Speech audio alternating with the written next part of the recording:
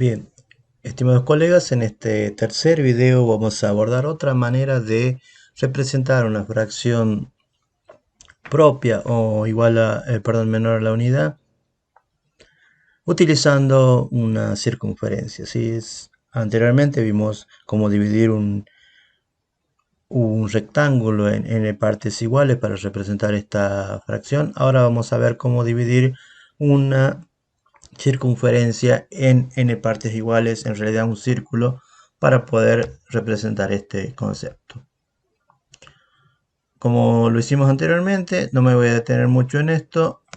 Vamos a utilizar deslizadores para poder generar un numerador y un denominador acorde para representar la fracción, ¿sí? Acá voy a generar dos denominadores, uno que es el num1, otro que es el den1, con un incremento de 1 y un valor máximo de 1 a 10. Vamos a restringir el valor del numerador con las propiedades para que solamente el máximo sea hasta el denominador 1. Ya hemos restringido y ahora podemos empezar a utilizar y trabajar con nuestros numeradores y denominadores, porque estamos seguros que nos va a dar una fracción menor que la unidad. Para ello vamos a utilizar una circunferencia con centro y radio. Vamos a hacer un centro cualquiera y un radio, vamos a utilizar el radio 4. Vamos a generar un punto en objeto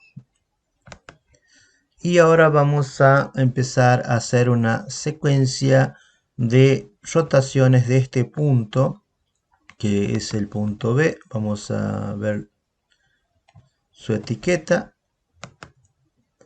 Vamos a poner su etiqueta visible. Y este es el punto A, que es el punto que vamos a utilizar para poder hacer la rotación. Vamos a hacer una rotación, una secuencia de rotaciones. Secuencia, expresión, el comando que vamos a utilizar es rota. Y vamos a utilizar la segunda sintaxis, que es un ángulo de rotación, objeto, ángulo de rotación y punto. El objeto que voy a rotar es este punto B. El ángulo de rotación, y acá vamos a hacer, sabemos que es 360 grados, da todo un giro, y lo tenemos que dividir en la cantidad den 1, denominador 1. Entonces vamos a dividir 360 grados. Recuerden, para utilizar el símbolo grado es el que nos da el teclado, dividido en den 1, que es el denominador, ¿sí? Y el punto de rotación es el punto A. A este 360 sobre den 1 lo voy a colocar entre paréntesis y lo voy a multiplicarlo por una variable k. La variable, como dijimos, va a ser k, que va a ir de 1 hasta, en este caso, den 1 con un incremento de 1. Vemos que acá ha rotado este punto 4 veces, ¿sí? Porque el denominador 1 es 4. Si yo oculto el valor b de b, ahí puedo ver los puntos que tiene este denominador. Bueno, y ahora vamos a hacer una secuencia de sectores circulares, ¿sí?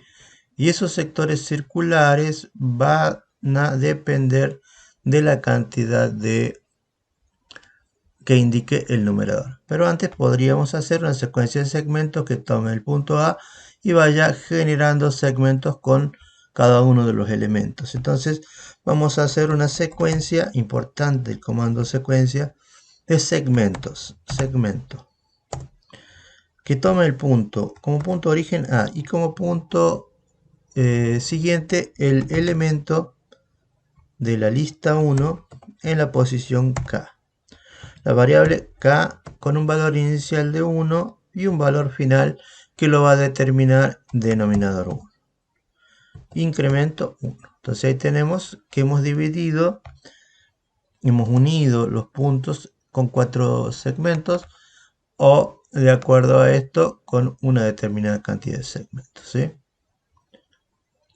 Esto interesante para poder trabajarlo. Ahora vamos a ver que necesitaríamos poder generar acá una cierta condición, ¿sí? Acá vemos que la lista 2 queda con un segmento y vamos a ver cuando, por ejemplo, el denominador es 2, me tendría que generar esta semicircunferencia o este sector circular que partiría de A al punto, este punto que sería el primer elemento de la lista, y luego debería ir al último elemento o al elemento de la posición 2 de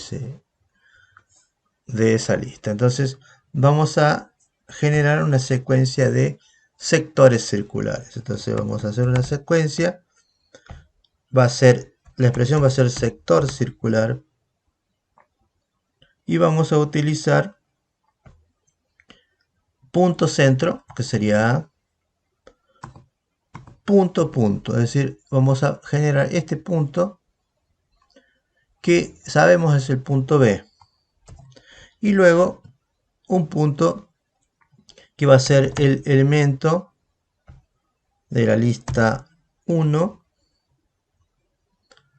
en la posición, en el número de posición que va a estar determinada por el numerador. La variable de ser k con un valor inicial de 1 y un valor final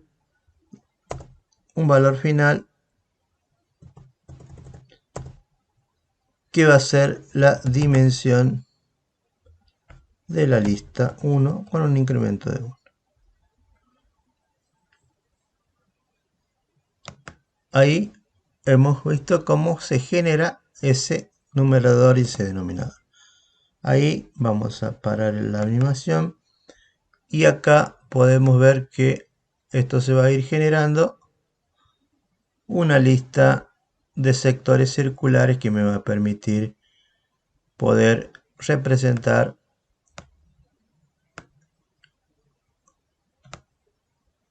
ahí la fracción, el concepto de fracción equivalente, perdón, de fracción propia o menor que la unidad. Vamos a ocultar la lista de puntos para que quede más estético. Podemos mover el punto A y nos hemos generado una interesante representación gráfica de la fracción propia.